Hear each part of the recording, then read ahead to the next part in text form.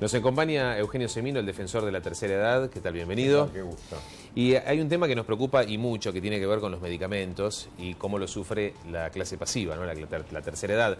Desde el año 2015 que se viene produciendo una escalada muy grande del 130 y algo %, ¿no? Efectivamente, y realmente parece que el tema de medicamentos no tiene remedio en Argentina, porque hemos notado, como señalabas en los últimos años, para que tengamos una idea, entre junio de 2015, diciembre de 2016, dos administraciones distintas en el país, los medicamentos para patologías crónicas, que son los que más utilizamos, los que tenemos un exceso de juventud acumulada encima, aumentaron en el orden del 170%, cuando en ese periodo la inflación no superó el 70%. Algo similar ocurrió durante el año 2017 y estamos viendo que los medicamentos que se consumen en Argentina son mucho más costosos que los mismos, los análogos que se producen en países del primer mundo, como Europa, como Gran Bretaña, como ocurre en España, pero también en países del área, es decir, Chile, Uruguay, países del Cono Sur, que los medicamentos valen 200 o 300% menos que en Argentina. Sí. Ahora vamos a ver algunas placas, vamos a recorrer algunos precios. Bueno. Ahora, en algún momento se dijo que iban a bajar los precios para los jubilados. ¿Esto se llevó a la práctica? ¿Se efectivizó o nada que ver?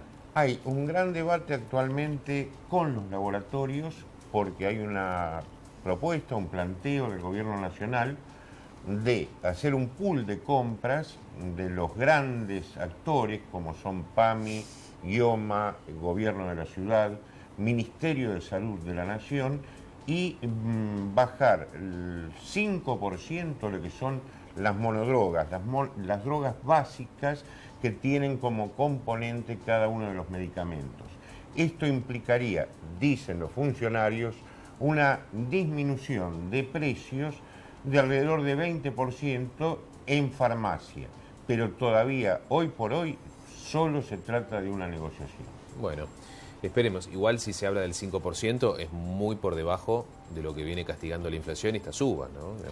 Puede llegar a ser una ayuda, un incentivo, pero efectivamente no solucionan el problema, ¿no? Mira, hoy hablaban de lluvias ustedes, sí. Y aquellas lluvias trajeron estos barros. En el año 97 se hizo un gran contrato, el 12 de junio, con el PAMI, de lo que fueron las 3 cámaras del medicamento, Silfa, CAEM y Cooperala, que constituyeron la llamada industria del medicamento, y en ese momento se cartelizó la actividad. Es decir, no hubo más compulsa de precios, directamente el PAMI, que es 1/3 del mercado, era de donde esa industria fijaba los precios para todo el mercado. Por eso ese desfasaje enorme de precios que en las últimas décadas se dio respecto al resto de los países que mencionaba anteriormente. Así es. Vamos a ver las placas entonces. Vamos a ver el comportamiento de los medicamentos y así lo analizamos y lo debatimos. Las aspirinas más cafeína aumentó un 244%. La sertalina, es un antidepresivo muy difundido, subió un 191,90%, ¿no? Así es. Sí. Y fíjate que estamos hablando, por ejemplo, en el caso de la aspirina o la llamada aspirineta, que se consumen, se calcula alrededor de 10 millones de comprimidos por día, mayores de 50 prácticamente todo el mundo toma este medicamento que previene, es un anticoagulante, previene lo que pueden ser desde accidentes cerebrovasculares, problemas cardíacos. Ha cambiado la forma de presentación, es decir, se aumentó por vía indirecta el precio en muchos aspectos. ¿Por qué? Porque siguió valiendo lo mismo, alrededor de 45 o 50 pesos la presentación, pero se disminuyó la mitad de los comprimidos que contienen esa presentación. Así es. Ha pasado, bueno, pasa mucho en el mundo del marketing, ¿no? No solamente con los medicamentos, este tipo de fenómenos. Pero, bueno, estamos hablando de un elemento vital, ¿no? Como la aspirina. Acá estamos viendo la levotiroxina. La levotiroxina de 100 miligramos que se usa en tratamientos de tiroides se disparó un 269,66%. Y es un medicamento mayoritariamente femenino. Ajá. Es para evitar los problemas de hipotiroidismo. Es de uso muy frecuente, muy frecuente. Es para patologías crónicas, vale decir, cuando se empieza a tomar la medicación no se puede dejar, por lo cual se resiente mucho lo que es el presupuesto de quien lo tiene que comprar. Sí, acá también estamos viendo la metformina de 850 miligramos, claro, para la diabetes, un 148,91%. Claro, bueno, y vos vas viendo que son también medicación que está muy ligada a la edad. Estamos hablando de problemas que en general, si bien se pueden padecer a edades más tempranas, son típicas de aquellos que superamos los 50, 60 años y que a su vez quienes a partir de esa edad llegaron a la jubilación o a tener una pensión, obviamente les resiente mucho más lo que es su vida cotidiana, ¿no? Muy bien. Pasamos a otro medicamento. El atenolol de 50 miligramos es un antihipertensivo. Por 28 unidades aumentó un 148,68%.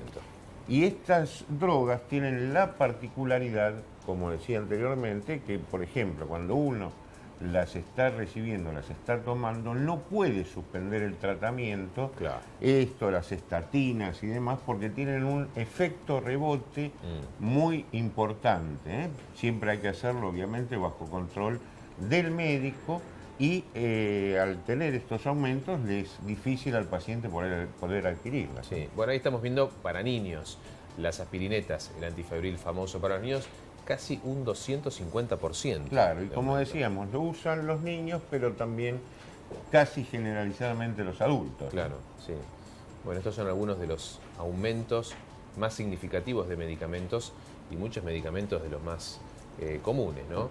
El antialérgico más común, la loratadina, por 10 comprimidos aumentó un 153,60%. Y ahora estamos entrando precisamente cuando en la etapa del año en que aparece la necesidad de utilizar, vienen todos los problemas de rinitis, y ahí viene el otoño, o otoño y primavera, el consumo de este tipo de medicaciones se multiplica, ¿no? Sí.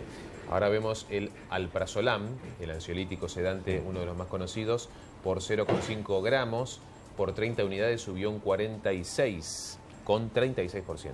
Y los ansiolíticos y muchos medicamentos relacionados con las tensiones, con la vida que nos toca hoy tener, sobre todo en las grandes ciudades y demás, que desgraciadamente se utilizan en muchos casos sin el control adecuado, tienen realmente aumentos impresionantes. Si no son controlados por el profesional, generan dependencia, es decir, uno necesita estar atado a un medicamento que a veces se convierte simplemente en un placebo, pero no se puede dejar de consumir. Sí.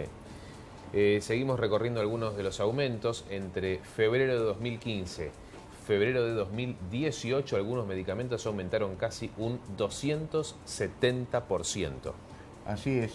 Y fíjate que hay una razón que se da habitualmente en Latinoamérica, que la industria del medicamento, de los laboratorios en general, en muchos de nuestros países, financian las campañas electorales y sobre todo cuando hay elecciones presidenciales.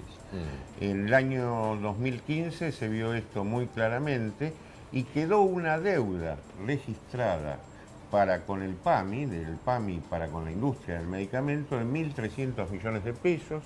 Esto está publicado en el boletín de marzo, del 5 de marzo de 2016, bajo la resolución 0029 de PAMI, donde apareció esa deuda, nadie sabe de dónde se contrajo, y se supone, y quienes tenemos algunos años solemos ser mal pensados al respecto, que es lo que la industria puso para solventar en las distintas expresiones políticas la campaña de 2015. Ahora estábamos viendo estos aumentos, es mucha la gente, muchos los jubilados que nos ven a esta hora, y me venía la pregunta, digo, ¿cómo hace un jubilado, una pareja de jubilados, para, primero, bueno, solventar todos los gastos, ¿no?, de vivir? Pero fundamentalmente cada uno debe consumir entre 5 medicamentos, como mínimo, 6 medicamentos tranquilamente. Cuando se suma, se va sumando, ¿cómo hace para enfrentar los altos costos? Fíjate qué particular y qué interesante lo que planteas, porque muchos de estos medicamentos tienen descuento de obra social o tienen descuento de PAMI. Claro. Algunos, en el caso del PAMI, los medicamentos para patologías crónicas tienen el 80% de descuento y los de uso habitual tienen el 50%. Pero ¿qué pasa? Lo que nos encontramos es que lo que no paga el jubilado en forma directa en la farmacia, es decir, o ese 50 o ese 20%, lo termina pagando por vía indirecta, ya que su obra social, cada vez que aumenta, que se producen esos desfasajes enormes a los cuales se apuntaba recién de precios, desfinancia otro tipo de programas sociales y demás para pagarle a la industria del medicamento. Por lo cual el jubilado, si no lo tiene que pagar de su bolsillo, lo tiene que pagar por vía indirecta porque se le quita otro tipo de ayudas. Pensemos en lo siguiente, un haber mínimo es de alrededor de 8.000 pesos. El medicamento usado sin prever ningún tipo de momento agudo de la enfermedad, se lleva por mes entre 500 y 1.000 pesos.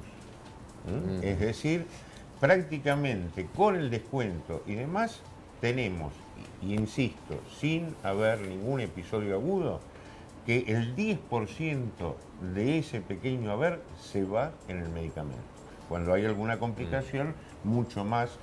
Y cuando hay un reconocimiento, un descuento del 100%, como son en los casos que PAMI plantea la vía de excepción a partir de que se gasta en los haberes mínimos más de un 5% en medicamentos, lo que inclusive fue meneado el año pasado, fue cambiado en términos de reglamentación y demás, no se contempla que muchos medicamentos están por fuera de prescripción.